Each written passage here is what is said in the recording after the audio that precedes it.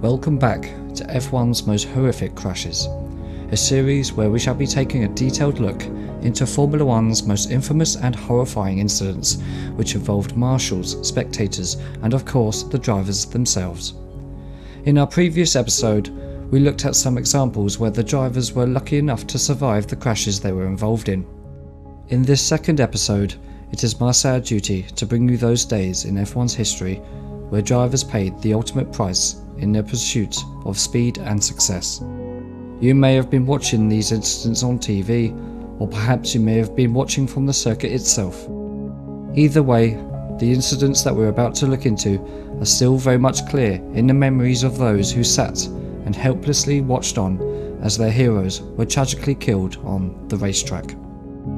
But before we get into that, let me just remind you that no driver is forced to drive an F1 car.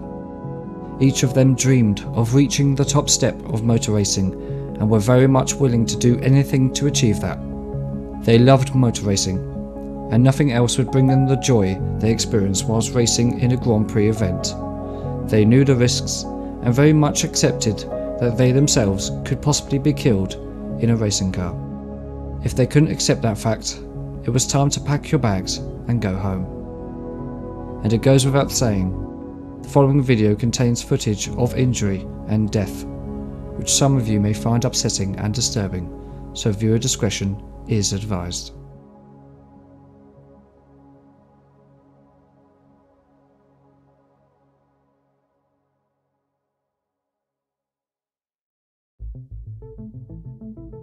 The unsung heroes of any motorsport event, no doubt, are the trackside marshals who ensure the safety of drivers and spectators at any circuit, whilst at the same time being in the firing line if any accident takes place.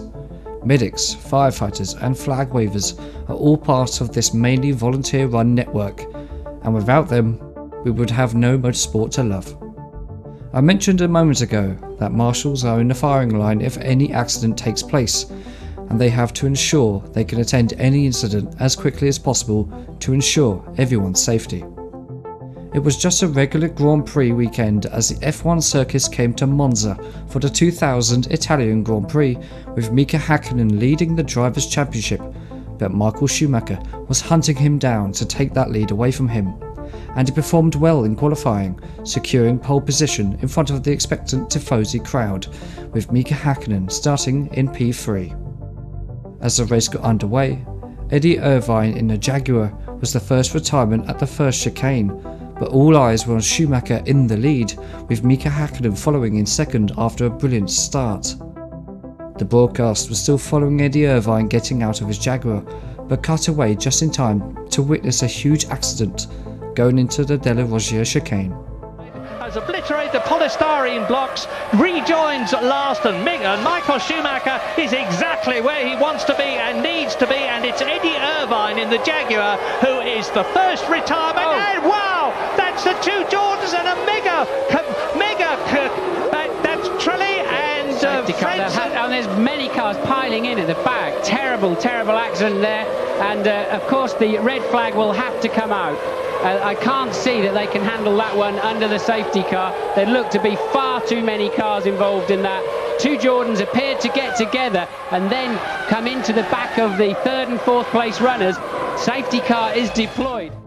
As the cars approached the chicane at approximately 190 miles per hour, Heinz Harald Frenzen's Jordan struck the left rear corner of his teammate Jarno Trulli, whilst also making contact with the Ferrari of Rubens Barrichello, forcing the three cars into a spin, which also collected the McLaren of David Coulthard. The four cars entered the gravel trap, kicking up dust and debris into a cloud which left visibility extremely low. Johnny Herbert in the other Jaguar was almost completely blinded by the dust cloud and was forced to slow down early to avoid any unsighted cars. However, the Sauber of Pedro de la Rosa crashed into the back of Herbert's Jaguar, which sent the Sauber somersaulting into the air before coming to a rest upside down. The rest of the field passed through unscathed, despite the amount of debris spread across that portion of the circuit, but it appeared that there were no serious injuries in the horrendous accident. Approximately 4 minutes after the first incident, it became clear that somebody had been seriously hurt. ended up on top of the first accident, and now they're obviously attending to somebody down there. I don't. If it's anybody, it's going to be De La Rosa. I'm just wondering whether it's the stretcher that I see with the red markings, or whether it's a marshal.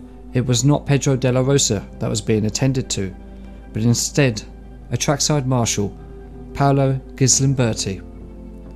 If you watch the accident again, you will notice a wheel spear off to the right hand side at very high speed. This wheel struck Paolo's upper body with tremendous force when he was moving away from his post with a fire extinguisher in hand. Trackside medics began to treat Paolo with a heart massage before Professor Sid Watkins and Gary Hartstein arrived on the scene to aid in his treatment. Soon after, Paolo would suffer a cardiac arrest and he was transported to San Gerardo Hospital via ambulance. Sadly, Gislimberti never regained consciousness and was pronounced dead at a hospital at just 33 years old. His autopsy, released 2 days later, revealed that he died from severe head trauma. His funeral, held just 5 days later, was attended by several drivers, and his coffin was draped with a Ferrari flag, as he was a huge fan of the Scuderia. The investigation later revealed that he had died instantly from the impact.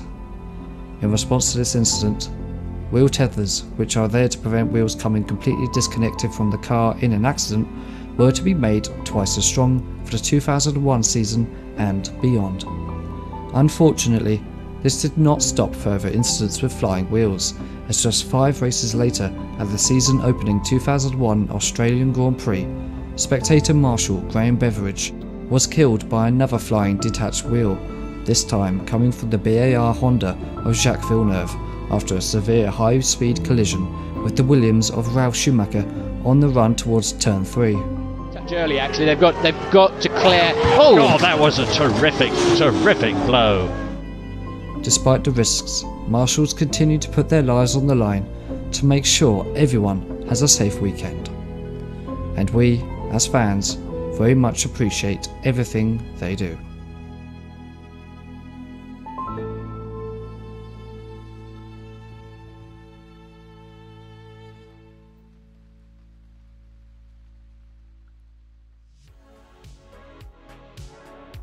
Gilles Villeneuve is often regarded as one of Formula One's finest ever drivers, and certainly Canada's greatest ever. Making his F1 debut with McLaren in 1977 in an older M23, his performances impressed the field so much with his sheer determination and skill behind the wheel, he earned himself a move to Ferrari at the end of that season, replacing the outgoing Niki Lauda. Enzo Ferrari immediately took a liking to Gilles, who reminded him of the great Tazio Nuvolari, who won the European Championship in 1932, and was confident Gilles would bring Ferrari success once again. Despite an awful start to 1978, and with the Italian press calling for Villeneuve to be sacked, Ferrari pressed on with Gilles, and eventually his form began to slowly improve. The season was capped off in perfect style, as Villeneuve went on to win his first race for Ferrari at the final race of the season, the Canadian Grand Prix in Montreal. 1979 saw an even better season for Villeneuve, where he secured 3 victories and 7 podiums, including another podium at the Canadian Grand Prix. This season also saw one of the finest moments in Gilles' career, and one of the best battles ever seen in Formula 1 history. Towards the end of the French Grand Prix at Dijon, Villeneuve and the Renault of René Arnoux were engaged in a tight battle for second place towards the end of the race. And I tried to finish second, and he tried to finish second. I finished third. Anyway, for me it was my best race because he was my best friend too. I remember Gilles, the person, the guys. And I remember at the end of the straight line, I was inside the corner, he was outside, and I moved my eyes, and I see his eyes very short. And I said, he don't give me 1/2 second. And he says the same. Incroyable, Villeneuve de nouveau deuxième.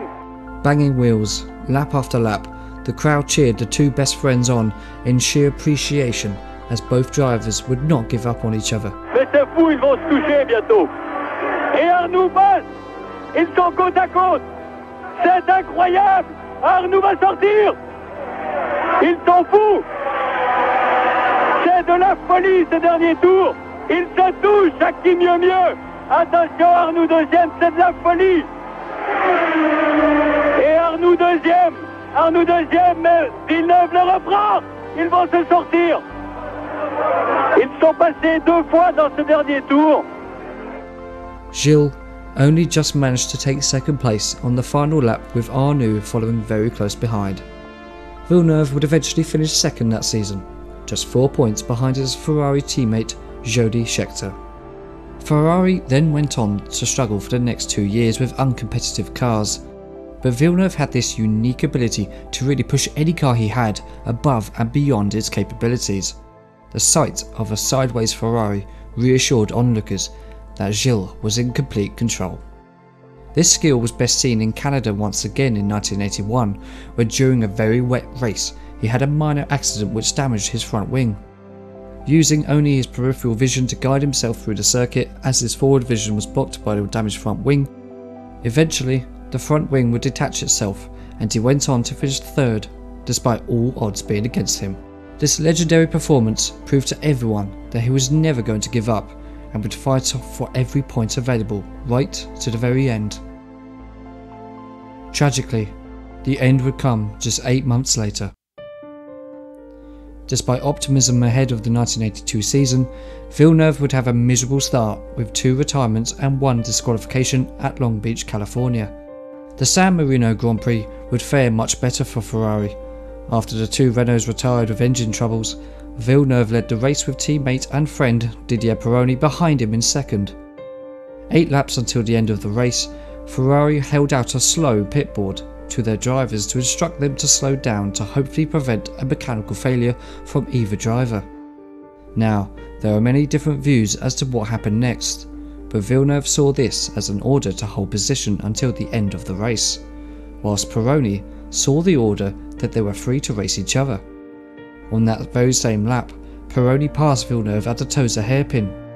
Villeneuve fought back, but Didier defended with everything he had.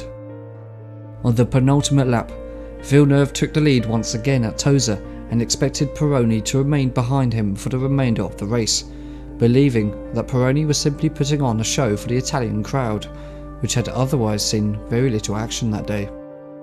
On the final lap, Pironi took the lead away from Villeneuve once again at Tosa, and despite Villeneuve attempting to regain the lead, Pironi crossed the line victorious, with Villeneuve in second. The podium celebrations showed the world exactly how Villeneuve felt. Gilles was enraged and felt completely betrayed by his friend, vowing to never speak to Didier ever again. During qualifying at the Belgian Grand Prix at Zolder just 2 weeks later, Pironi was a tenth of a second faster than Villeneuve during the final session, and Gilles was eager to beat his time. With 8 minutes of the session remaining, Gilles approached the left-hander of turn 6 at high speed, but found Jochen Mass in his march travelling a lot slower on the approach to the right-hander of Ter Lammenbocht. Mass had seen Villeneuve approach and moved off the racing line to allow Gilles to pass.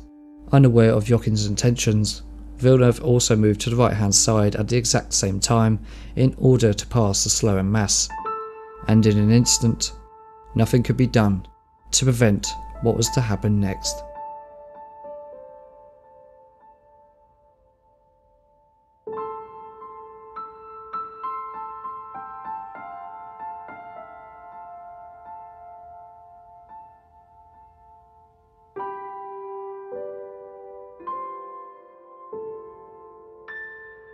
The resulting collision sent Villeneuve's Ferrari airborne for approximately 100 metres before it nosedived into the grass and somersaulted across the track before coming to a rest, completely destroyed. During the accident, Villeneuve was thrown from the car and landed in the catch fencing situated on the outside of the Ter Lammenbocht, approximately 50 metres away from the wrecked Ferrari, still strapped to his seat but without his helmet. Several drivers stopped to help, including his best friend René Arnoux, and medical teams were quickly on the scene. His face was blue, and he was not breathing, but his pulse continued as doctors tried to keep him alive. He was soon transferred by helicopter to the University St. Raphael Hospital, where he was diagnosed with a fractured neck, and thus put on life support, while his wife travelled to the hospital to see him. Gilles Villeneuve passed away at 12 minutes past 9 that same evening. The motorsport world was left in mourning, and one of the sport's finest ever drivers was taken away far too early. Ferrari withdrew from the race, and Didier continued with the team until he himself suffered a horrendous accident at Hockenheim in August that year, which meant he would never drive in Formula 1 ever again. Gilles Villeneuve's legacy still lives on, and in 1997, his son Jacques won the Formula 1 World Championship of that year, achieving the feat that his father never got a real chance of achieving. Gilles Villeneuve remains one of F1's all-time greats, and without doubt the best driver to never win a World Championship. Pironi's twin sons were born after Didier's death in 1987. His girlfriend Catherine decided to name them Gilles and Didier Pironi in honour of the two friends. In 2014, Gilles Pironi joined the Mercedes F1 team and even stood on the podium at the 2020 British Grand Prix.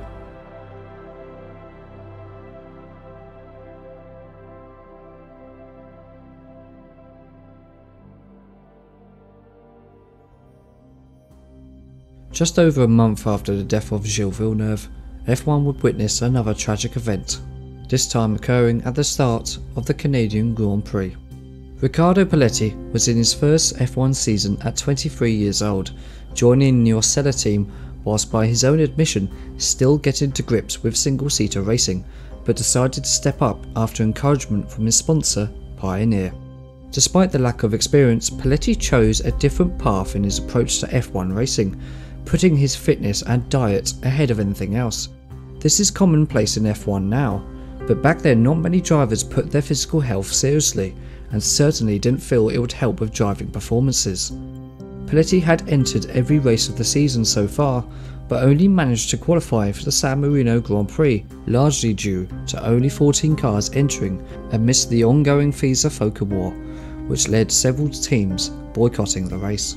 His first start in F1 came to an end on lap 7 with suspension failure, and he would have to wait another 4 races until the opportunity to start another Grand Prix would come along again, as he qualified 23rd for the Canadian Grand Prix. Filled with adrenaline, and with his mother in the pit lane watching his son become a professional F1 driver, the lights went green and the race got underway. However, on pole position, Didier Pironi had stalled his Ferrari engine just as the lights went green, which was too late for the organisers to abandon the start. The rest of the grid were left with only one choice: survive the most dangerous part of the race and avoid a completely stationary car. Most of the cars passed the Ferrari safely, with only minor contact being made with Raoul Boussil, which also collided with Jochen Mass and Alessio Salazar. Sadly, the same could be said for the young Riccardo Paletti. And now we wait for the red light. There's the red light, now wait for the green, and this is going to unleash the 26 car field.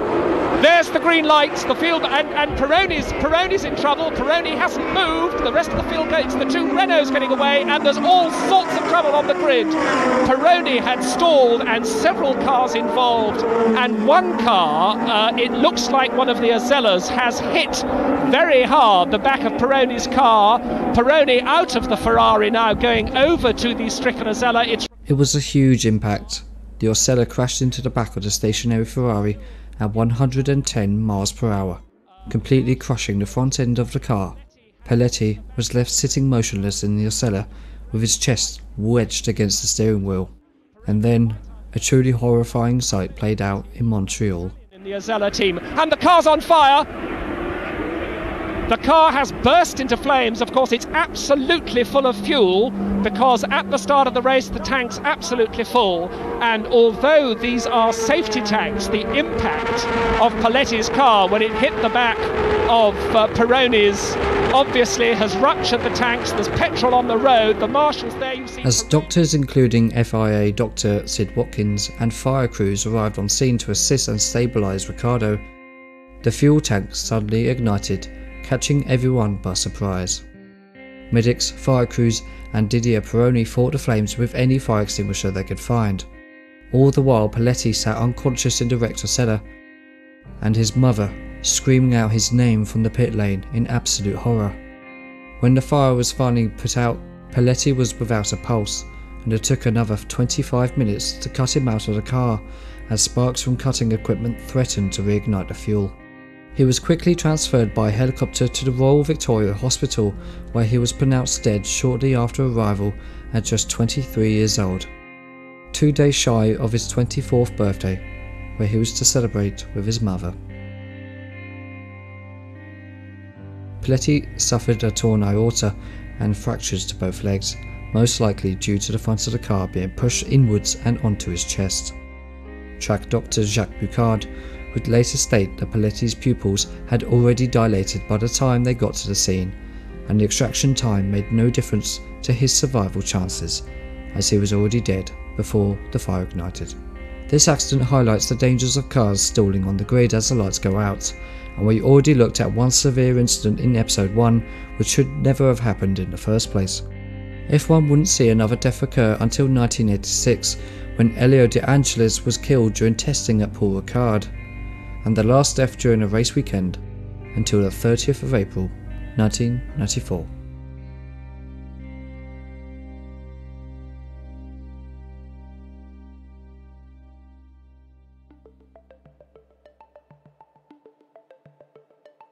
The late 1980s and early 1990s was an extremely popular time in Formula 1. After all, some of the most iconic cars and drivers came from this era. Alain Prost, Ayrton Senna, Nelson Piquet, Keke Rosberg, Michael Schumacher, Nigel Mansell and Gerhard Berger, just to name a few. V10s, V12s, V8s. The noise, the speed and the glamour was rife in F1 at this time. But it was not without its faults. We've already looked at some accidents from this era, but none are more memorable than the events of the San Marino Grand Prix in 1994. It was the third race of the season, and Michael Schumacher was already the trailblazer with the Benetton outfit, whilst three-time world champion and one of the greatest F1 drivers of all time, Ayrton Senna, had switched to the Williams team for 1994, but struggled to get to grips with the FW16, with 2 DNFs already this season as they arrived at Imola. Imola was and still is one of the most popular racetracks in the world, and in these times it was even faster than what it is now, most notably the high-speed flat-out left-hander of Tamburello, which would eventually feed into Villeneuve and the hairpin at Tosa. In the past, there had been some pretty horrendous accidents at this corner, most notably the 1989 Gerhard Berger crash, which we have already covered in episode 1. Regardless of the dangers, drivers were still willing to race. Unfortunately, alarm bells started to ring fairly early as Rubens Barrichello, then in his second year in F1, crashed heavily at the Variante Bassa chicane.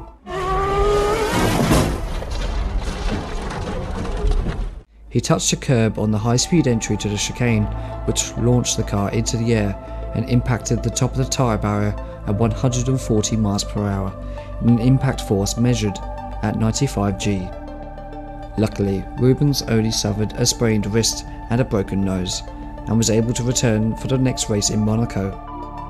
It was now Saturday the 30th of April 1994, and it's time for qualifying. 18 minutes into the session, Senna was on provisional pole when a lone sim tech was on track hoping to improve his time.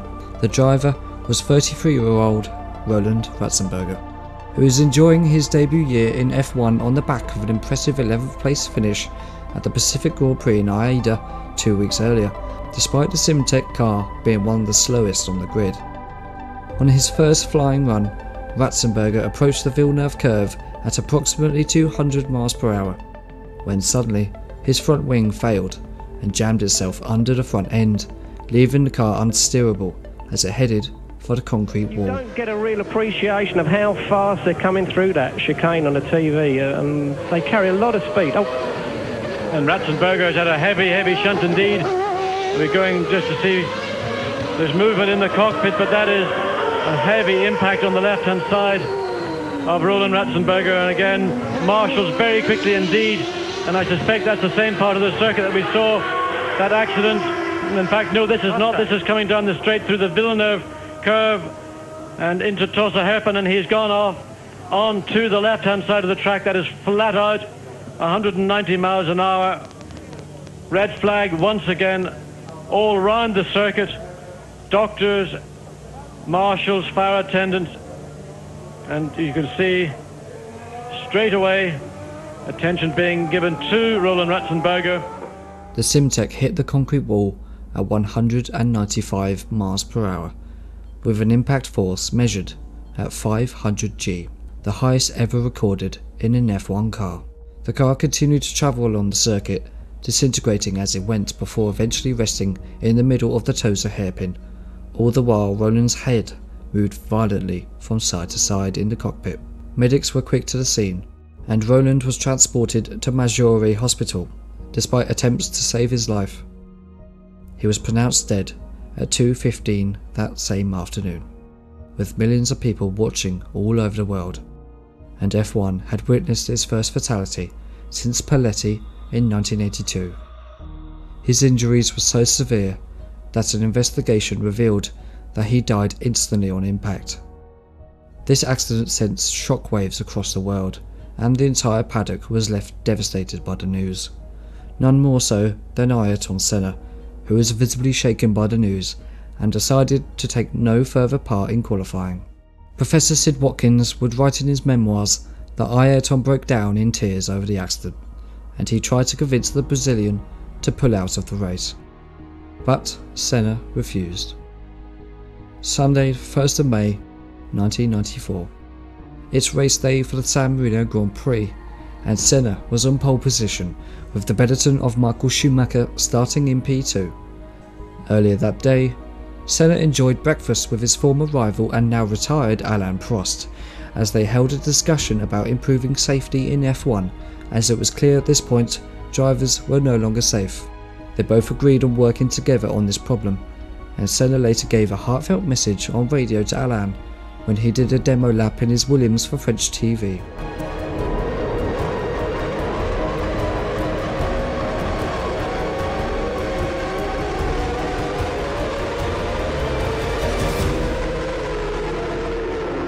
The race got underway, but there was trouble almost straight away as JJ Lethot stalled his Benetton as the lights went out. Pedro Lamy in his Lotus failed to see Lethot and crashed into the back of the stricken Benetton, which threw debris and tyres in all directions, with a large amount travelling over the catch fencing and into the crowd, injuring 8 spectators and 1 police officer.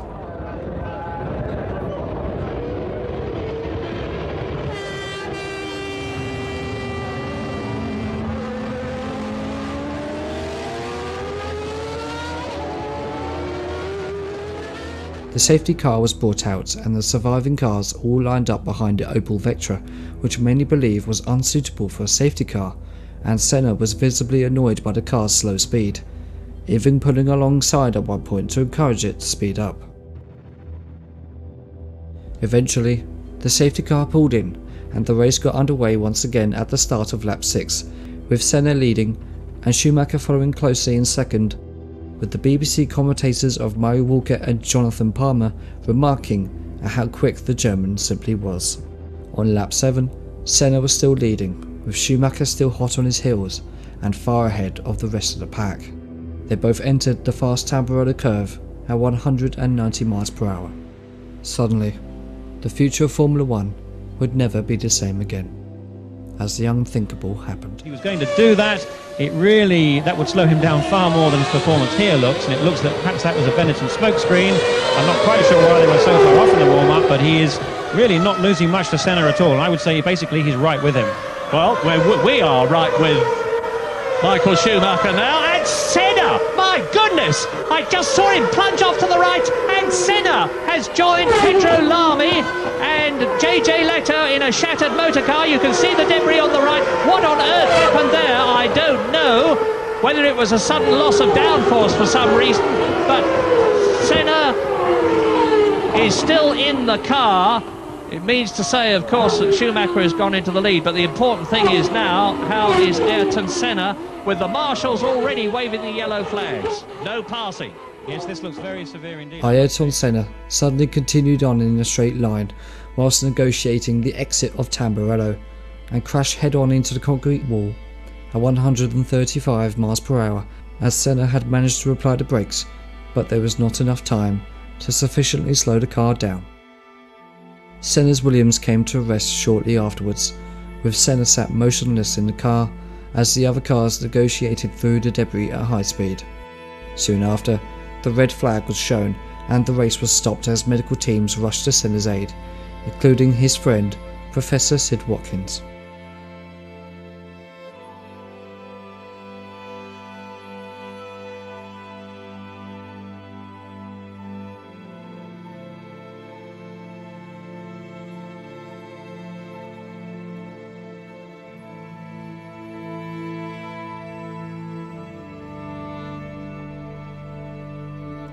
At 6:40 that same afternoon, 2 hours after the end of the race, it was announced that the three-time world champion, Ayrton Senna, had died.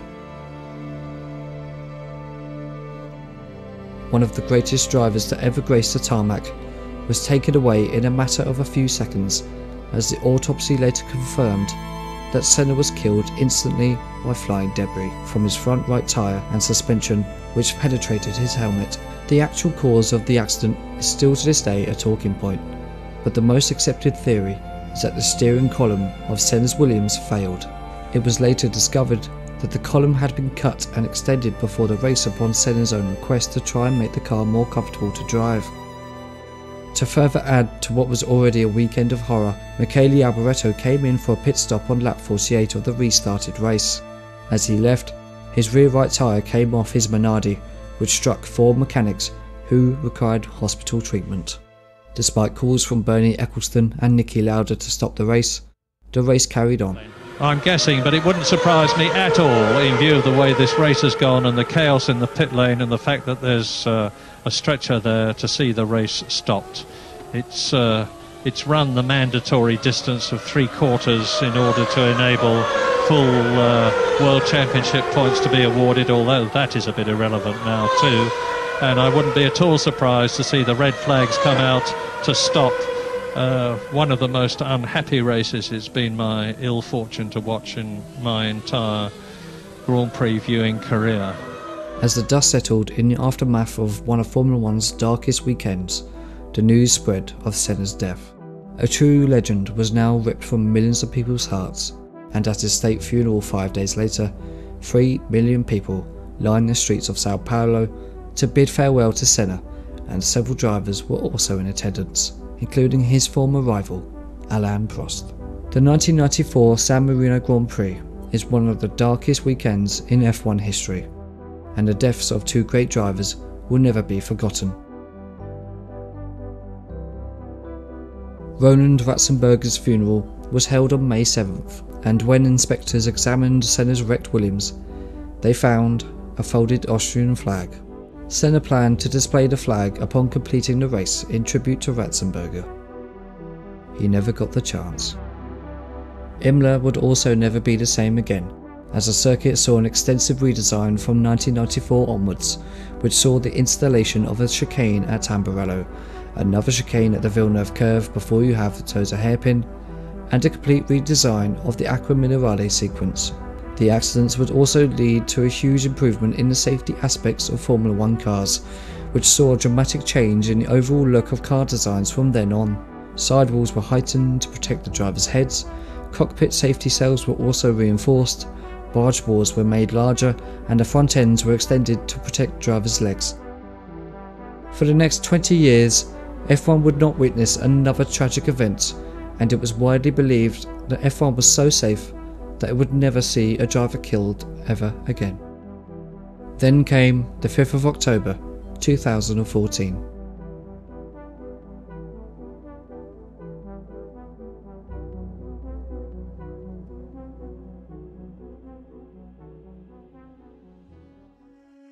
The Japanese Grand Prix is often hailed as one of the best races of the season, which has taken place at two of the finest racing circuits on the planet. The Fuji Speedway, located at the foot of the famous mountain, and the Suzuka circuit, which has some of the best corners in all of motorsport. From its first inclusion on the F1 calendar as the final race of the dramatic 1976 season, the Japanese Grand Prix has seen some equally dramatic races in the years to follow, such as the two Prost and Senna incidents in 1989 and 1990, Kimi Raikkonen's sensational win in 2005, and the rain-soaked 2007 Grand Prix at Fuji. Suzuka in particular is no stranger to severe accidents, and in 2002, Alan McNish, who was driving for Toyota at the time, crashed heavily at the notorious 130R, which is normally taken flat out at nearly 200 miles per hour. Alan was extremely lucky to escape uninjured. However, the following year, MotoGP rider Daijiro Kato was killed in a heavy crash after Kato had gone wide going through 130R. He touched the grass on the outside, leaving the bike completely unstable before crashing into the barriers at the entrance to the Casio Triangle chicane. The Japanese Grand Prix is also known for its extremely unpredictable weather conditions, and this was to be the case in 2014 as the race got underway behind the safety car due to how wet the track surface was. It was the first season of the turbo hybrid era of F1, and fans enjoyed a fierce battle for the title between the two Mercedes drivers of Nico Rosberg and Lewis Hamilton, which had already seen some dramatic incidents throughout the season in a saga whereby friends became enemies. Another driver who is enjoying a successful season was a 25-year-old Frenchman, Jules Bianchi. Born in 1989, Jules enjoyed a successful junior career which began with karting when he was around 3 years old. His talent behind the wheel was evident from the start, and Ferrari were quick to take Jules under their wing. When Luca Badoer was struggling in the second Ferrari seat after Felipe Massa's accident in Hungary in 2009, Jules was one of the drivers linked to replace him. The seat eventually went to Giancarlo Fisichella, but Bianchi's involvement with the Scuderia was only just beginning, and he was signed up to become the first driver in the new Ferrari Driver Academy in December of 2009. Clearly, Ferrari had an extremely talented driver in their wings, and it would only be a matter of time before he would eventually be seen in a Formula 1 race seat. This would finally become a reality in 2013 when he joined the relatively new Marussia team for that season. Whilst the Marussia MR02 was one of the slowest cars on the grid, he proved himself to be very capable of handling a Formula 1 car and outqualified his teammate Max Chilton on numerous occasions. He ended the season as one of the best rookies on the grid, only beaten by Valtteri Bottas, who scored 4 points with Williams that year. After a decent first year in F1, he signed for Marussia once again for 2014. At the Monaco Grand Prix that year, Bianchi scored not only his but Marussia's first ever points in F1 by finishing in 9th, and it was clear at this point that Bianchi's skills were only just getting better. Days before the Japanese Grand Prix, he declared that he was ready to take the Ferrari seat if he was required to by the Scuderia, as it was likely that Fernando Alonso would leave the team at the end of 2014. On lap 40 of the race, a series of unfortunate events would begin to take place at Suzuka. After a period of relatively dry weather, the rain once again began to pour in Japan, and the Sauber of Adrian Sutil was caught out in the wet conditions and spun off at the Dunlop curve. His race was done, and a recovery vehicle went out to take the stricken Sauber away. A couple of laps after this incident, the safety car was deployed, but this didn't seem unusual due to the awful conditions. However, speeding in front of the safety car was the medical car on its way to the Dunlop curve. The appearance of this car gave the impression that this seemingly small accident was actually more serious than it first appeared. And the medical car as well. And I wonder, we've not seen Adrian Sutil too much after that accident. He got out of the car, didn't he? Yeah. There's the medical car just going off to make sure he's okay and give him the once over. The medical car indeed parked up by Adrian Sutil's Sauber. Hope there's not with marshals or something up there with the truck going backwards. Yeah, you wonder what's happened. Yeah, something's not good up there. But if we're thinking that this is an incident post-Sutil going off, with a marshal perhaps, I don't know, David, is that what I think that's the information we're getting at the moment, early as it is, then that doesn't actually affect the removal of a car.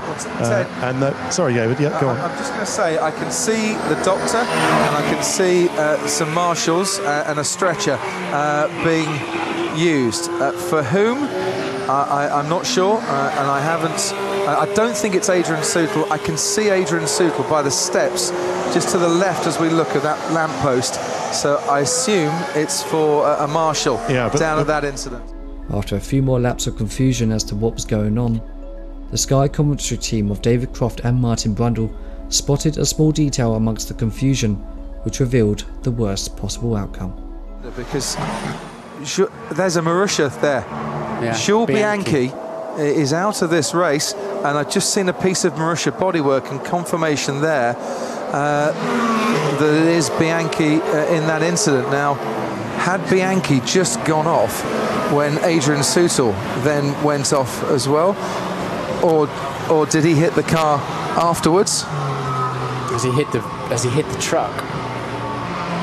I just wonder, but certainly Jules Bianchi involved in that incident at the Dunlop curve.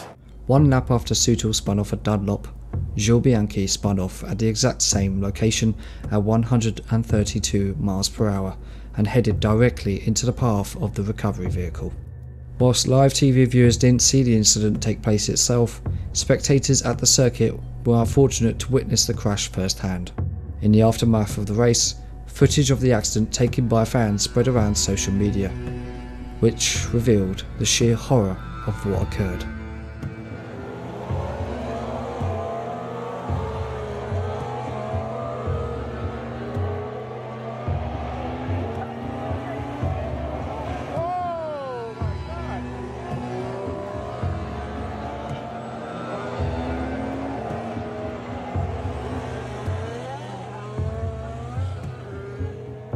Jules Bianchi collided with the recovery truck at very high speed. The underside of the heavy recovery vehicle was dead in line with Bianchi's roll hoop, and the two collided at 76 miles per hour with an impact force of 254 G.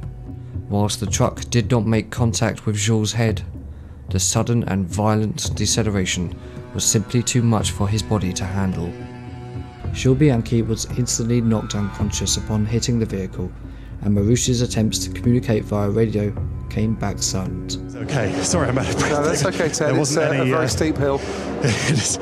There wasn't any. They asked him, Jules, are you okay? Obviously we haven't heard that team radio message, but they didn't hear back. Doesn't mean anything, just telling you that information. Okay, thanks Ted for that one. The race was red flagged on lap 46 and was not restarted, with Lewis Hamilton being declared winner. The accident, however, overshadowed what should have been a joyous occasion, and a quiet podium celebration was held out of respect to the injured Jules. Jules Bianchi was taken to a nearby hospital in critical condition. He was later diagnosed with diffuse axonal injury, which is one of the most severe types of brain injury, and he was placed into a coma shortly afterwards. His condition remained critical but stable as he was taken out of his coma in November and began to breathe unaided once again. This brought hope that Jules would eventually make it through. Sadly, this was not to be, and Jules never regained consciousness. On Friday, the 17th of July 2015, Jules' family released a heartbreaking statement.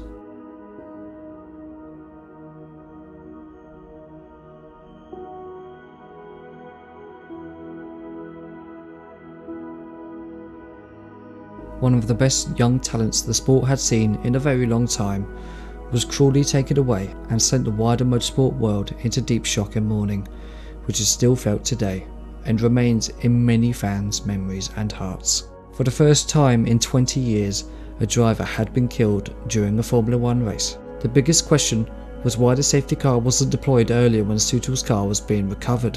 After all, in 1994, Martin Brundle crashed near the same spot in his McLaren and hit a trackside marshal who was helping to recover another stricken car, breaking his leg. Even before the race had started, the late Charlie Whiting then F1's permanent race director, suggested to organisers that the start time be moved to an earlier time to avoid the heavy rainfall expected from the approaching Typhoon Fanfon, a Category 4 storm. His pleas were rejected by the organisers, and Honda, the owners of Suzuka, also rejected the plea. Senior FIA officials also rejected his plan because they didn't want worldwide television coverage to be disrupted. This was an accident that simply shouldn't have happened, and in 2022 we almost saw history repeat itself when during heavy rainfall Pierre Gasly narrowly missed another unsighted recovery truck attending to Carlos Sainz, promoting a huge amount of criticism from both drivers and fans alike. What is this tractor on track?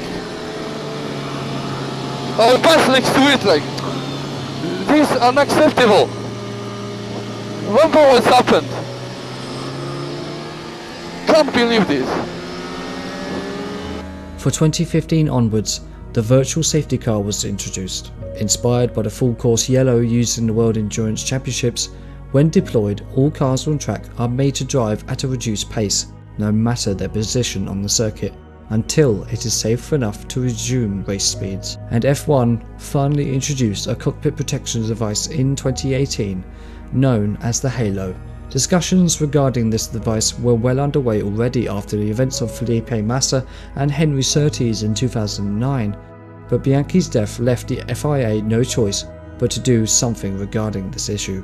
Whilst initially unpopular with fans and drivers alike, the Halo has since proven itself to be capable of protecting drivers' heads, including Romain Grosjean in 2020, Lewis Hamilton in 2021, and Roy Nissane during the Silverstone feature race in Formula 2 in 2022. Another driver who managed to escape injury thanks to the Halo is Charles Leclerc, Jules Bianchi's godson. Jules had helped him rise up the junior ranks throughout his early life, which ended up cementing his future F1 career, which continues to this day with Ferrari, and, despite some bad luck in recent months, remains one of the best drivers on the grid. And in the 8 years since his passing, Charles has stated on many occasions that if it wasn't him, Jules would be in that Ferrari seat.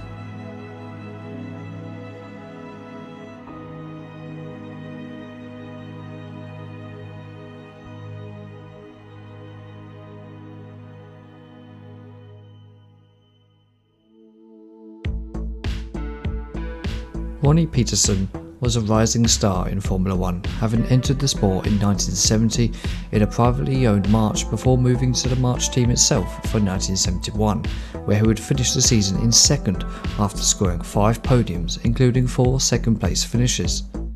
These impressive performances earned the Super Swede a move to one of the best Formula 1 teams at the time, Team Lotus.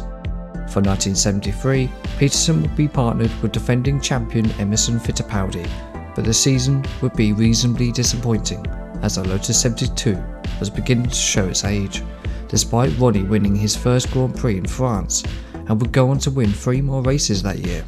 It was clear at this point F1 had a future champion in the making. However, things would quickly start to fall apart for Peterson and Lotus as the team struggled to develop a suitable replacement for its previously successful 72 design, and culminated in a 13th place finish in 1975 with only 6 points to show for. Despite Colin Chapman's efforts, Peterson would leave Lotus and return to March after the first race of 1976, but once again struggled with the March car, although he did manage an impressive victory at the Italian Grand Prix that year. He would again struggle in 1977, this time with the successful Tyrrell outfit, but would only have 7 points come the end of the season. Surprisingly, the following year he would rejoin Lotus as they had finally designed a competitive car, the Lotus 78, and later the Lotus 79 with its revolutionary aero design and its ground effect capabilities. Peterson would once again partner up with his friend Mario Andretti, and the pair went on to share a friendly rivalry, with both drivers occupying first and second in the championship after 13 rounds. Peterson was undoubtedly the fastest driver on the grid, and if it wasn't going to be 1978, another year would see Peterson become Formula 1 World Champion, amidst growing rumours that he was to move to McLaren from 1979 onwards. With 3 races to go and only 12 points behind Andretti, the grid would arrive at Monza for the Italian Grand Prix. Peterson had a tough weekend, but eventually would qualify 5th on the grid despite using a spare Lotus 78 after his 79 was severely damaged during practice. The cars began to line up on the grid to begin the race. Peterson was eager to make up for poor qualifying and hopefully close the gap on Andretti as he chased his first Formula 1 World Championship. This dream would end just moments later. Complete stop again, right, Jackie? Yes, there's a light system nowadays. It's not a flag, and when the cars absolutely come to a stop, and one car's going straight into the pits, Patrick Tammy's going into the pits, but the cars must come to a stop, then a red light goes on, they're under starter's orders, and then only then will a green light show. That's the second row you're looking at right now. All right, here's the first row with Mario Andretti in the black car on the pole, number 5. Next to him is Villeneuve in car number 12. Villeneuve gets it on the start. The green light on. They are racing at Monza. Villeneuve, the Ferrari, has the lead. Andretti is second.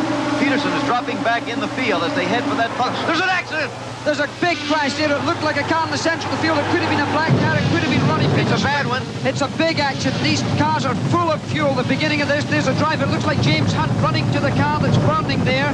He's running to that fire. The word, Jackie, is it's Peterson. Peterson in the burning car. A number of other cars involved in it. We'll pick them up as we can, but that is bad. It's very bad. He's still in that car, and you can see, oh, this is terrible. They're finding the fire. They've got very quickly onto it. There's James Hunt. There's another driver. Patrick Depailler is in there. They're getting him out of the car. He's out the car now. Thank goodness for that. They're getting the fire under control.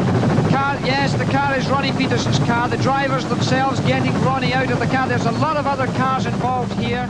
The lights went green and the 24 cars raced towards the first chicane. Suddenly, a huge explosion erupted on the circuit and flames enveloped several stationary cars. People were running around trying to extinguish the flames whilst also trying to rescue drivers from the fires. Ronnie Peterson was dragged from his wrecked Lotus and had severe leg injuries, but was otherwise conscious and was able to talk to his rescuers. Vittorio Brambilla was also severely injured as debris had struck his head during the pile-up and was considered to be in worse condition than Peterson. In the chaos, the newly appointed FIA doctor, Professor Sid Watkins, was prevented from attending the scene by Italian police, leaving the drivers and other marshals to sort the situation out themselves, until Watkins and his medical teams were finally allowed to tend to the drivers, 20 minutes after the accident had taken place. Eventually, Peterson was flown to a nearby hospital where he was to have surgery to stabilise his bones after an X-ray had revealed 27 fractures in his legs, but he was expected to make a full recovery. Sadly, however, his condition suddenly and rapidly worsened as he was diagnosed with fat embolism, which led to a full kidney failure by morning. He would not recover, and at 9:55 in the morning after the race, Ronnie Peterson had passed away. Formula 1 had just lost one of its most talented drivers long before his best was yet to shine through. Whilst the young Riccardo Paletti was initially blamed for the accident, later investigations showed that this was another case of a completely avoidable accident. All F1 races begin with a standing start, and this was meant to be the case for this race. As the cars lined up, the race director, Gianni Restilli, gave the green light far too early as cars at the back of the grid were still rolling into their grid positions, meaning the cars at the back of the grid were faster than those at the front, creating a huge concertina effect as they headed into the first chicane. As all the cars were bunched up with little room to move, an accident was bound to happen, and it did when Pryce made a move on James Hunt, who had to veer slightly left to avoid Pryce, but made contact with Peterson in doing so, which sent the Lotus spinning out of control. The Lotus then hit the barriers hard, severely damaging the car, which ruptured the fuel tank and thus causing the huge fireball. Riccardo Paletti received some pretty harsh treatment from fellow drivers after he was blamed for causing the accident, with drivers even threatening to boycott if he continued racing. He was eventually cleared of any wrongdoing by an Italian court in 1981, but Hunt continued to believe he was to blame, right up until his passing in 1993. Since Peterson's passing, races must always start after all the cars are completely stationary on the grid, with the signal to begin the start procedure shown by a green flag at the back of the grid. To ensure injured drivers can be attended to as soon as possible, a medical car would follow the grid on the opening lap from the US Grand Prix onwards, which would pull into the pit lane after the first lap providing there was no incident on track. As for Ronnie, who knows what he could have achieved. But once again, Formula One's mistakes were costing lives, which is something that comes up time after time the further back you go.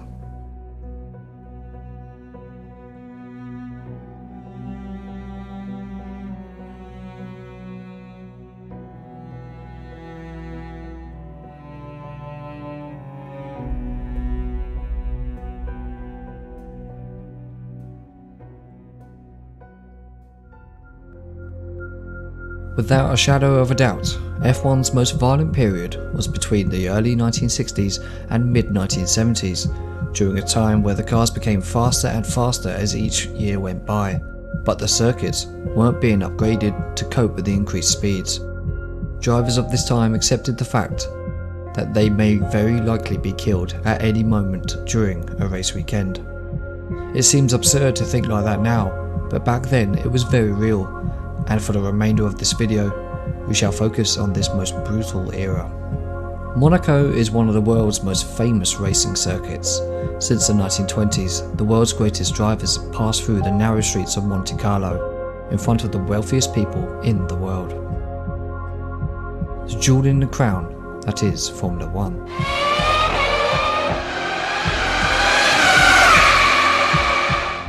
However, Monaco is also one of the most dangerous circuits due to its narrow circuit design. One of the smallest mistakes could lead to catastrophe, and Monaco has seen its fair share. But the most horrific came on May 7th, 1967. This season was the second year of the 3-litre engine regulations, which saw a huge increase in car speeds the previous year, which already saw some awful accidents. With nicknames such as the bathtub on wheels or the coffin on wheels, the cars of this era were the most dangerous in F1 history, with very limited safety features aimed at protecting the driver. Often built with as little components as possible to reduce weight, these tiny cars could travel up to 190 miles per hour, but would almost completely disintegrate in even the smallest of accidents, whilst drivers were surrounded by fuel in the cockpit, which could literally ignite at any moment. The driver's helmets barely covered the entire head, and fire protective ovals were still in its infancy. Speed first, safety very much last. Ferrari fielded their 312 for the second year running and was slightly improved for the 1967 season, with Lorenzo Bandini and Chris Amon taking the wheel for what was hoped to be a successful season as they seek to beat Brabham and Lotus. Lorenzo Bandini was a highly experienced driver, making his Formula One debut in 1961 and had driven for Ferrari since 1962. He was also a successful sports car driver, winning the 1963 24 Hours of Le Mans, the 1965 Targa Florio, and earlier that year won the 24 Hours of Daytona for the Scuderia. So Bandini was seen as one of the more successful and competent drivers on the grid, and arrived at Monaco hopeful that Ferrari would go one step further than the previous season and win the championship, boosted by Bandini qualifying second for the Grand Prix on May 7th, 1967. As the race got underway, pole sitter Jack Brabham retired with a blown engine on the first lap, which promoted Bandini into the lead. However, on the next lap, Bandini would slip on an oil patch left behind by Brabham's engine, and eventually Denny Hulme would take the lead. In the second half of the race, Lorenzo's race was going well as he chased Hulme through the streets of Monte Carlo, chasing his first Monaco Grand Prix victory in his career. Lap after lap, Hulme was in Lorenzo's sights, and everyone expected the Ferrari to catch the Brabham and perhaps go on to take a deserved lead. And the leader still Dennis Hulme, Lorenzo Bandini second, Chris Amon third, and Graham Hill fourth.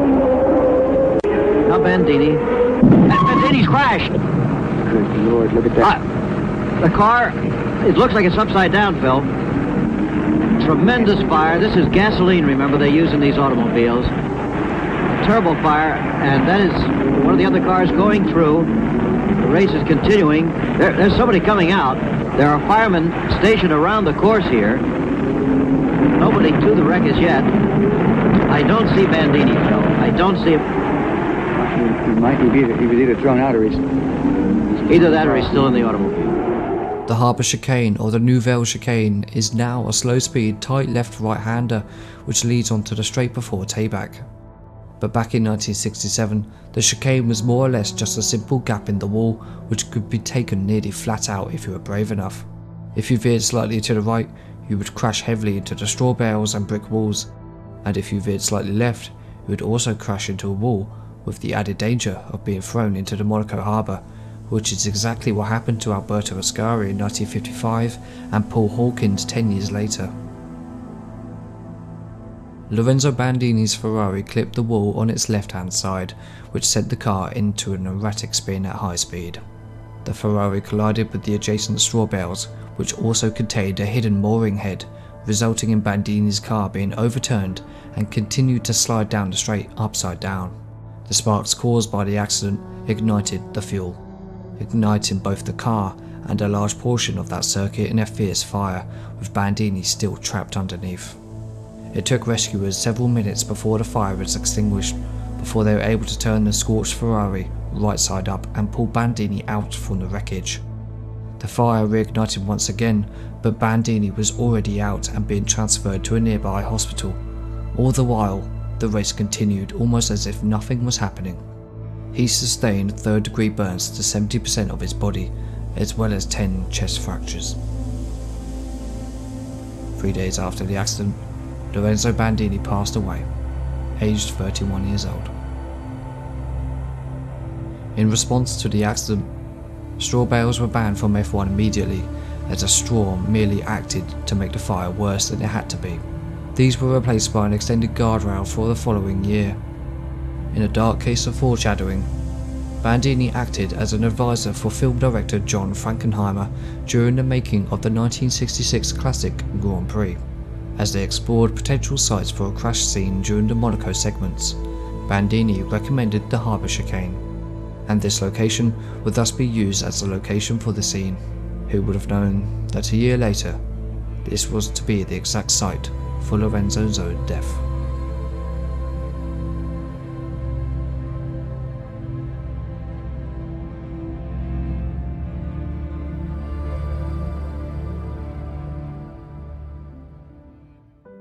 Making his debut at the 1957 Argentine Grand Prix, Wolfgang Von Trips was a relatively unknown German driver who entered Formula 1 aged 28. For the next couple of years, he would have pretty good results for Ferrari, securing a third-place finish at Italy and another at the French Grand Prix at Reims the following year. Fast forward to 1961, and Ferrari had a car which could win championships. The Ferrari 156 is one of the most recognisable F1 cars of all time, with its distinguishable shark nose air intakes. Equipped with an impressive 1.4 litre V6 engine which put out 188 horsepower, Richie Ginther, Phil Hill and Von Trips set out to almost completely dominate the season, gaining 4 wins in 6 races by the time the Italian Grand Prix came around. With 2 races left of the season, the championship battle was between Von Trips and Phil Hill, with the German leading the championship by 4 points. After qualifying, Von Trips had the advantage as he took pole position, with Phil Hill only managing 4th. The huge Monza crowd was about to witness an epic battle for the title between 2 fantastic drivers. But on the second lap, joy would turn into a horrifying nightmare as their field raced towards the Parabolica, and the horror that unfolded would resemble that of the infamous Le Mans disaster just 6 years earlier.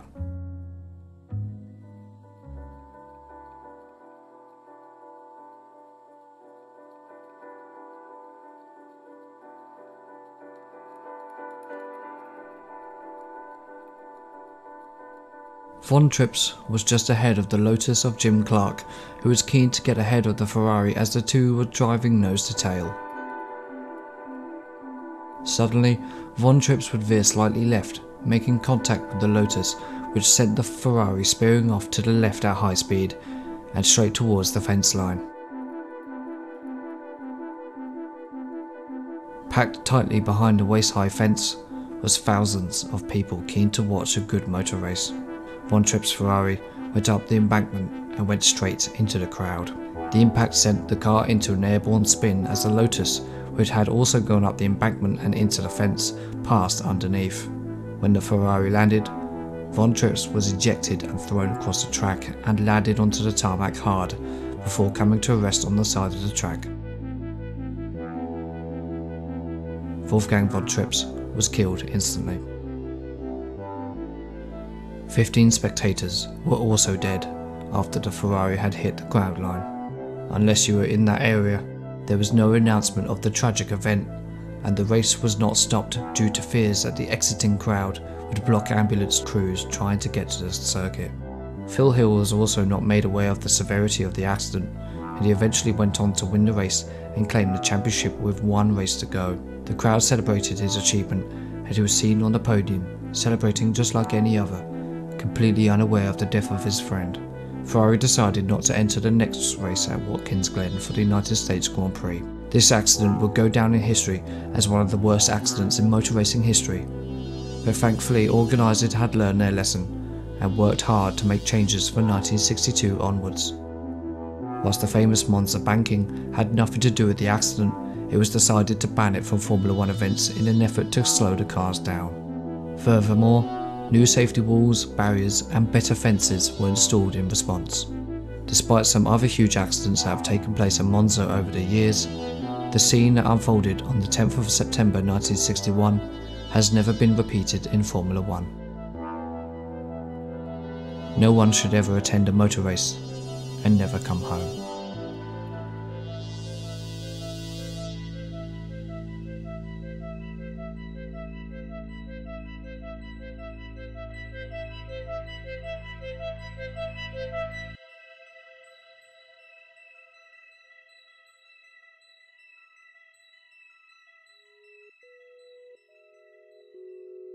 In modern F1, experimental cars competing in Grand Prix races is almost unthinkable, but in the past when regulations weren't so strict, experimental F1 cars was a fairly common sight. Notable examples include the Brabham BT46 fan car, the 6-wheel Tyrrell P34, the gas turbine powered Lotus 56B amongst many others. A somewhat forgotten experimental design appeared at the French Grand Prix in 1968. The white and red Honda RA302. Honda was in its fourth season in Formula 1 and had enjoyed decent amount of success by 1968 with 2 wins and a podium finish at Kyalami in 1967. For 1968, Honda entered the RA301, a successor to the brilliant RA300 design the previous year. However, it was a disaster and it retired from the 4 out of the first 4 races that it had entered in 1968. With the experienced John Surtees at the wheel. The experimental 302 was designed to replace the poor performing 301 and was also personally ordered by Soichiro Honda, who was keen to develop an air-cooled engine for their F1 cars. The new Honda design featured an air-cooled 3-litre V8 and magnesium-skinned body design, compared to the water-cooled 3-litre V12 and conventional aluminium chassis and body of the earlier 301.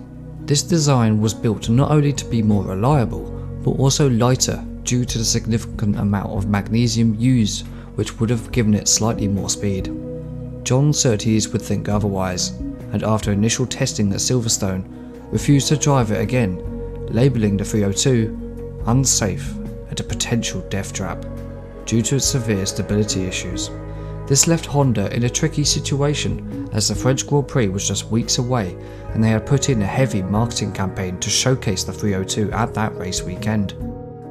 Not wishing to risk a potential marketing disaster, Honda instead decided to enter the 302 under the Honda France brand, complete with its own team and driver. That driver was a 40-year-old debutant, Joe Schlesser. Whilst he may have been inexperienced in F1, Joe was a capable sports car driver who took part in 7 Le Mans 24-hour races over a 10-year period and made 3 appearances in NASCAR in 1964.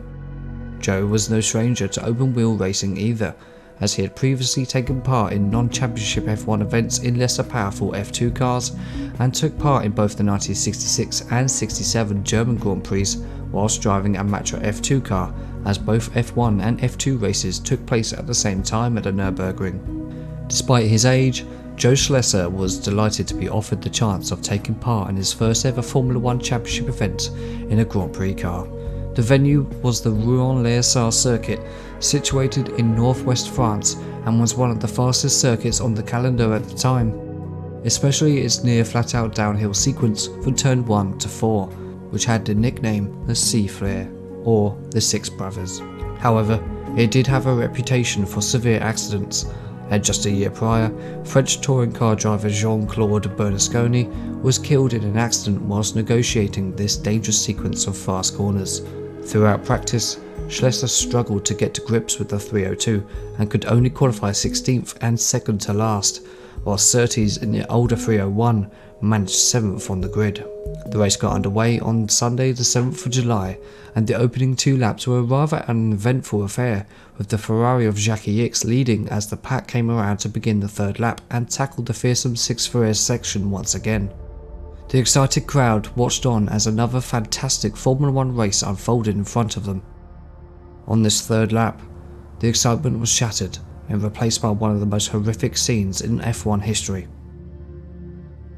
John Surtees' earlier prophecy had just become a reality.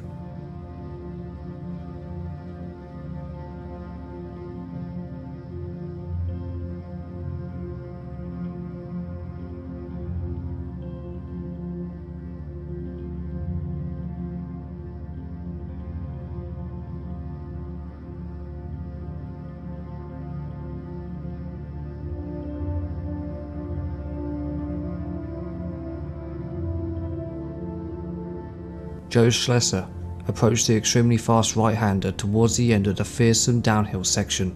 He suddenly lost control of the unstable Honda and spun right off the circuit at approximately 130 to 140 miles per hour, which seems fast but was actually slow for most F1 cars, as Joe took the first part of the race cautiously to get more used to the car. The Honda rode up the embankment, injuring 5 spectators standing close behind the fence line. The impact flipped the Honda upside down, and in doing so ruptured the fuel tank, which had almost 200 litres of fuel still inside. In doing so, as soon as the fuel touched the hot components of the car, the 302 almost literally exploded in mid-air, spreading flames across the entire area. The car landed upside down, with Joe Schlesser trapped inside. As the field came across the developing disaster, they were met with a fearsome firestorm, with the flames reaching as high as 30 feet, and other drivers having no choice but to drive straight through the wall of fire. Fire marshals eventually arrived on the scene and worked quickly to extinguish the blaze. Equipped with regular water hoses, they quickly discovered that the water did nothing except make the fire worse. Do you remember what I mentioned earlier? This car had magnesium skinned bodywork. Magnesium is a highly flammable material which can burn up to 3000 degrees Celsius and is almost completely resistant to water. So much so, the material was used in the manufacture of incendiary bombs during the Second World War and is still used as an igniter for thermite. The fire marshals were unaware of this extremely serious situation, and the fire continued to erupt with more violence every time they poured water onto the blaze, and they were not equipped with any equipment to deal with chemical fires. Even their fire retardant uniforms weren't enough to shield them from the extreme heat, which stopped any attempt to try and pull Joe out of the car. Eventually, the fire was out, which revealed the true extent of the violent scene. Joe Schlesser was finally pulled from the car, but it was too late. Joe Schlesser was dead, having suffered the unimaginable pain of being trapped inside a burning car.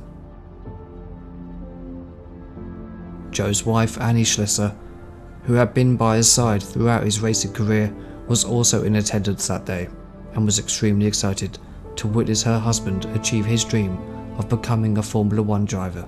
She was prevented from seeing the horrific sight of Joe's heavily burned body when he was brought back to the paddock. Annie was completely disturbed by the incident and spoke about suicide that very same evening, which she thankfully didn't go through with. Despite all of this, the race carried on as if nothing had happened and was never stopped. Jacques Ickx won his first ever Grand Prix for Ferrari in what should have been an incredible achievement for the Belgian driver, but all the drivers saw what had happened and celebrations simply weren't possible. Joe Schlesser died at the French Grand Prix in '68. I won. He was probably 38 or 39 years old. He was driving for the first time the new Honda Formula One. He killed himself in one of the high-speed corner, and it was only sadness. Only sadness. Joe Schlesser was the fourth F1 driver to die in 1968. Two-time world champion and one of the greatest drivers of all time, Jim Clark, was killed during a Formula 2 race at Hockenheim in April after spinning off at high speed and collided with the trees deep within the Old Forest section. Mike Spence, who was driver for BRM in F1 that year, was killed during practice for that year's Indianapolis 500. And Ludovico Scarfiotti, who had been an F1 driver for Ferrari and Cooper since 1963, including winning the Italian Grand Prix in 1966, was killed during a hill climb event in Germany. This would prove to be the final nail in the coffin for the Rouen-Les circuit, which would never host an F1 race ever again. And after numerous accidents and economic issues, the circuit finally closed in 1994, with most of the old circuit, including the site of this tragic accident, now just sleepy French countryside roads. Honda faced most of the blame for the accident, and a black mark stained the popular Japanese brand. Undeterred, they continued to try and convince John Surtees to drive the car at the Italian Grand Prix later that year, which he rightfully so refused. Honda withdrew from F1 at the end of that same year in disgrace, and wouldn't be involved again in F1 until 1983, when it became an engine supplier, which began arguably the most successful era for the company, when it began to supply engines to Williams until 1987 and McLaren from 1988. Honda eventually returned as a team once again in 2006, and what has happened since could be a video in itself. Joe Schlesser had a nephew, Jean-Louis Schlesser, who would go on to evoke his uncle's legacy by becoming a highly successful sports car driver. Finishing second behind the Jaguar Martin Brundle in his first season with Sauber Mercedes, he won the World Sports Car title in 1989 and 1990. Sharing a second title with teammate Mauro Baldi, and in his last season in 1991 was teammates with a young new star in the making, Michael Schumacher. Jean-Louis also made 2 appearances in F1, with the second being the 1988 Italian Grand Prix, where he was famously involved in an accident which took Ayrton Senna out of the race, which single-handedly prevented McLaren from winning every race that year. Before his death, Joe shared a dream with a sports car teammate and best friend. That dream was to start a car company which would have a simple reputation of making good cars. That friend was Guy Ligier, who retired from racing soon after Joe's death. Ligier then worked hard to achieve the dream that they had both shared, and formed Ligier Cars. Ligier would eventually become a successful Formula 1 team between 1976 and 1996, establishing themselves as one of the most iconic manufacturers on the grid with the beautiful blue and white cars, especially during their most successful season in 1980, where they finished second in the championship with the Ligier JS11-15, the 2 letters in the car's name being the initials of Joe Schlesser. Every single one of Ligier's cars begin with the same 2 letters before the number, in tribute to Guy Ligier's late friend, who never got the chance to achieve that ambition. This tradition continues to this day, which ensures the memory of Joe Schlesser will never ever be forgotten.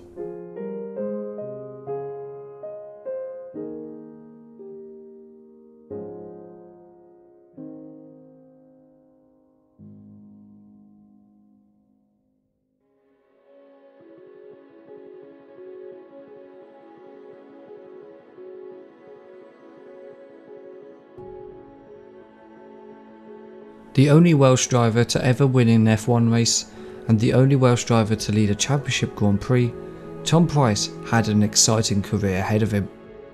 He made his F1 debut at the 1974 Belgian Grand Prix with token racing in a car which could only qualify him in 20th, and would actually enjoy a decent race until lap 66, when Jody Scheckter crashed into him, forcing him to retire. This would not deter onlookers though, and he joined Shadow, who were already an established midfield team, and partnered up with Jean-Pierre Jarier. At his first race with Shadow at the 1974 Dutch Grand Prix, he qualified 11th, but would retire on the opening lap after being hit by the Hesketh of James Hunt, who was keen to make up for a poor start. Despite these mishaps, Pryce would score his first points in F1 at that year's German Grand Prix. As the seasons went by, he would score 2 podiums for the team at Austria in 1975 and Brazil in 1976. He also won the 1975 Race of Champions at Brands Hatch, being his only victory in an F1 event, whilst also qualifying in pole position at the 1975 British Grand Prix. He was clearly a driver with a lot of talent that was yet to be exploited, if only he had a car that was capable of securing victories. Lotus had even tried to sign him before in 1975 as he was viewed to have the same skills as Ronnie Peterson, but would cost the team less money. A deal was never reached, but Lotus continued to pay close attention to Pryce's progress and were keen on him partnering up with Mario Andretti for 1978 as his shadow contract ran out at the end of that year. This would have most likely come to be a reality if it wasn't for the events which took place at the South African Grand Prix on the 5th of March 1977. Tom Pryce had a difficult qualifying session which only secured 15th on the starting grid despite being the fastest driver on Wednesday practice. As the race got underway, Pryce had a poor start and was running last by the end of the first lap. His unique skills behind the wheel were in full show once again as he passed multiple cars over the next few laps and was running 13th place by lap 18. On lap 22, shadow teammate Renzo Zorzi pulled off to the left hand side of the main straight after an engine failure, just after the brow of the hill in which the straight passes over. 2 track marshals on the other side of the straight were needed to assist Zorzi, who took some time before exiting the shadow, with one of the marshals equipped with a large fire extinguisher to tackle the small fire on the shadow. As cars passed by at 175 miles per hour, the 2 marshals rushed across the circuit to the stricken shadow.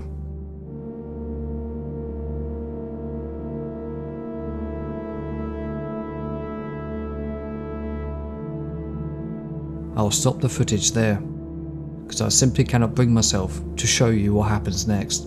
Some of you have seen what happens next, and the images of what follows is surely burned in your memories.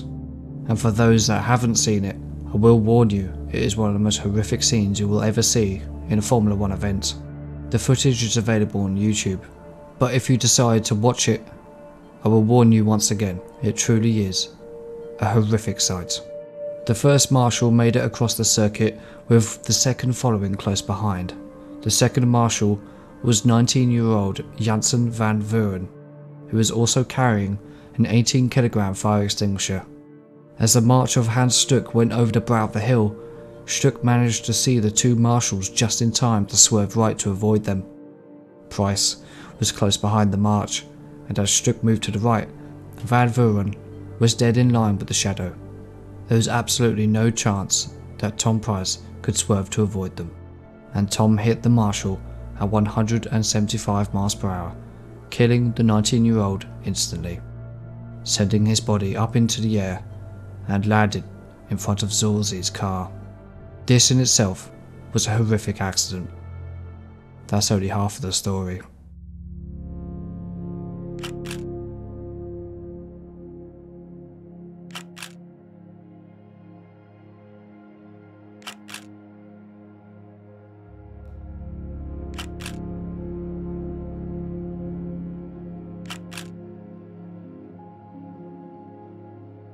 After the impact, Tom Pryce's shadow continued down the straight at high speed and full throttle. It carried straight on through the first corner before hitting the barriers and impacting with the Ligier of Jacques Lafitte, sending both cars into the catch fencing. Enraged, having been taken out of the race, Jacques Lafitte got out of his Ligier and went to confront Tom Pryce. He walked up to the shadow and discovered there was not much left of him. The 27-year-old Tom Pryce was already dead. The 18kg fire extinguisher that Van Vuren was carrying when he was hit by the shadow smashed into Tom's head, which would have most likely killed him instantly, meaning Tom was already dead as his car travelled down the straight. Janssen Van Vuren's body was so badly mutilated, he was only identified when the race director summoned all of the race marshals, and Janssen was the only one missing. As usual for the time, the race carried on, and Niki Lauda won his first race since his accident at the Nürburgring, initially delighted over what he described as his best victory of his career. But Lauda was told on the podium that Pryce had died, and his mood changed instantly, stating there was no joy after that. Pryce was buried in St Bartholomew's Church in Otford, Kent, the same church where he married his wife Nella just 2 years before. The finest driver ever to come from Wales, taken way before he reached his peak.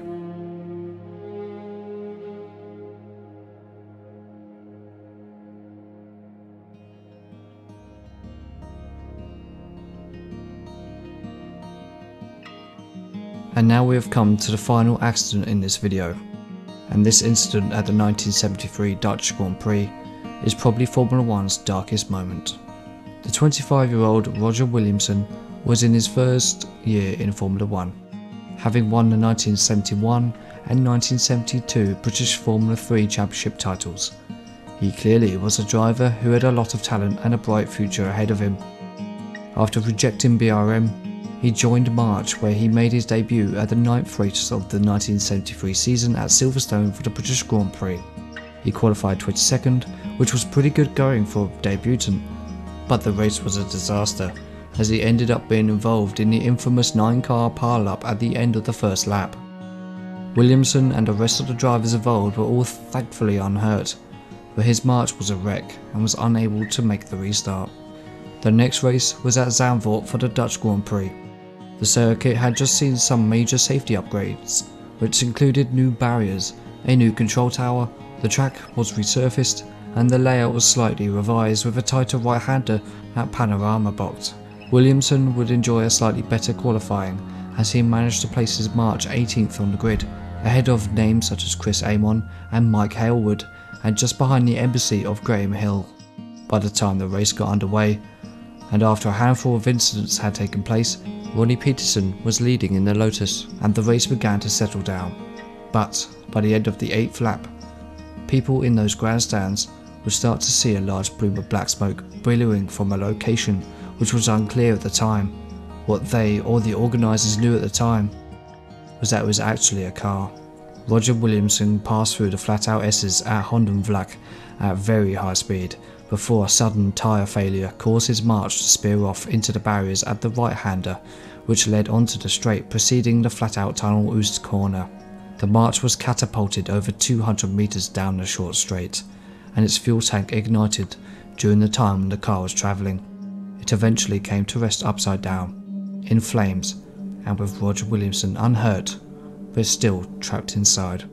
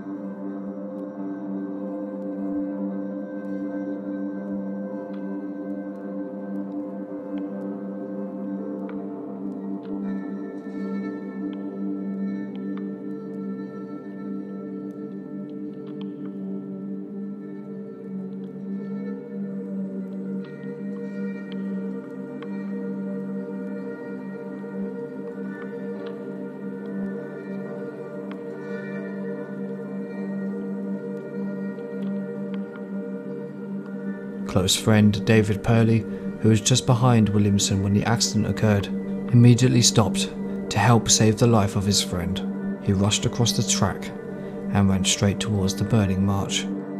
Desperate to save Roger's life, David tried to push the car right side up and get him out, but nobody was helping him. 2 marshals came to the scene, but did nothing except stand there and watch, as David was forced to grab a fire extinguisher himself to attempt to put the fire out, which did nothing to control it. It is worth noting that none of the marshals were wearing fireproof clothing. Neither had they been trained or equipped to deal with such accidents. Their main concern was getting David Purley away from the fire, who still continued to try and save his friend, who was heard screaming for help from within the burning march. All the time this was going on, the race continued, and David even tried to get other drivers to stop and help. But none of them did, as many of them believed that the burning car was David's and not Williamson's. In the video that's playing for you here, it doesn't take much to see the amount of pain that David Purley went through in these moments, and he was in complete and utter despair. It took emergency services 8 minutes to arrive on scene to put the fire out, but by the time the fire was eventually extinguished, Roger Williamson was already dead, having died of asphyxiation. The car was righted, a blanket thrown over the remains, and the race carried on as if nothing had happened. Despite all the changes they had made, Formula 1 had another fatality on its hands, but this time it was seen a lot differently than the rest.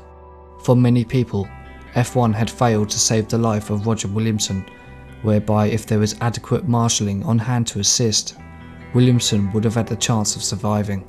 Instead, we witnessed safety marshals just standing and watching.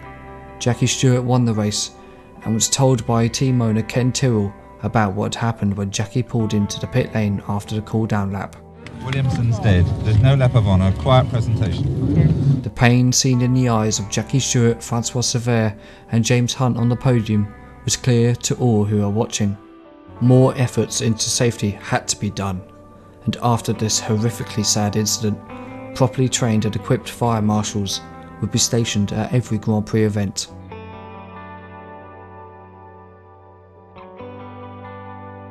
David Purley was also awarded the George Medal for his attempt at saving Roger Williamson's life in an act of great bravery. Purley continued in Formula 1 and also survived a huge accident at the 1977 British Grand Prix, where the impact was registered at 180 Gs after hitting a wall because his throttle was stuck wide open. This would be the highest G-force impact ever survived by a human being, until Karl Wendlinger survived a 360G impact during the 1994 Monaco Grand Prix. David never returned to F1 racing again, and later took up aerobatics, where he unfortunately would die in a plane crash in 1985, close to his home in Bognor Regis, West Sussex.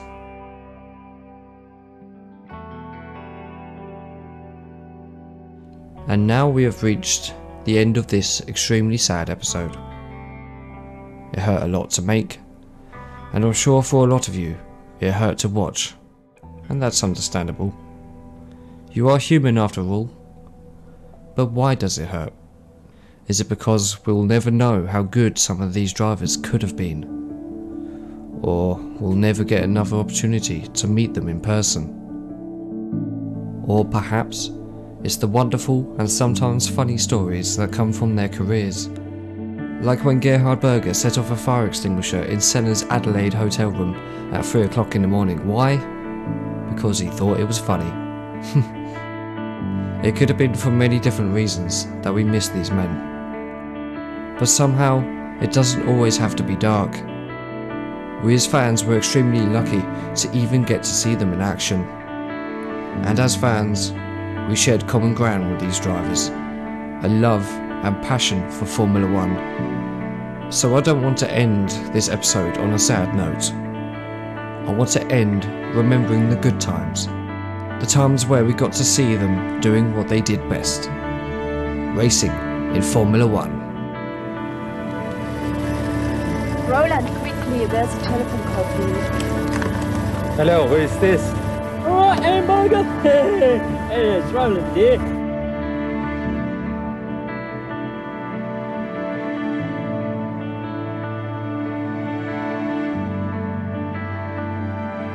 And, you know, we had so much fun, you know, just outside the track, you know, competing against one another, you know, playing tennis, you know, it was the same thing, you know, we're just trying to kill each other, you know.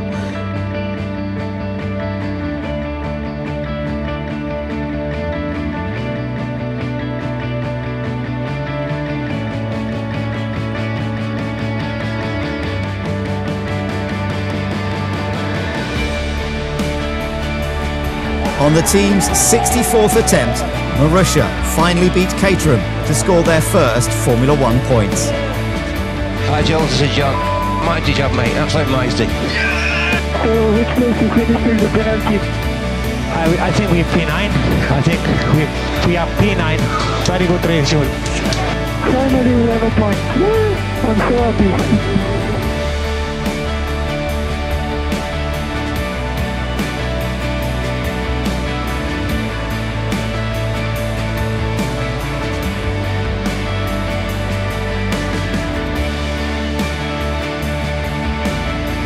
I think the tactic should have been for Senna to go for time.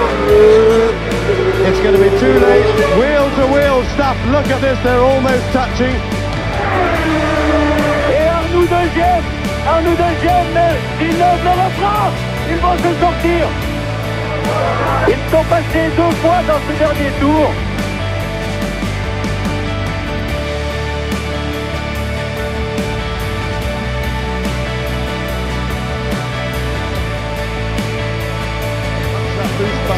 Senna is getting close to him, and Senna is going to challenge for the lead. Ayrton Senna has got the lead.